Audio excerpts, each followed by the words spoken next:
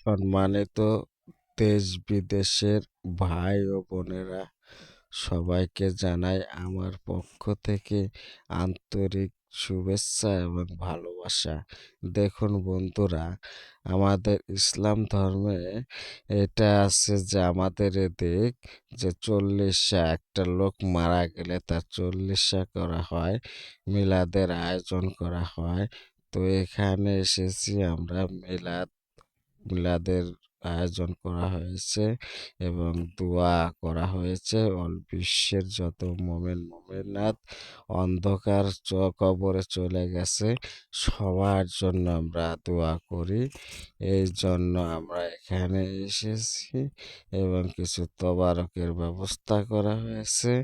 তো সবাই বিশ্বের যত মোমেনাত অন্ধকার কবরে চলে গেছে তাদের জন্য দোয়া করবেন। আমিন।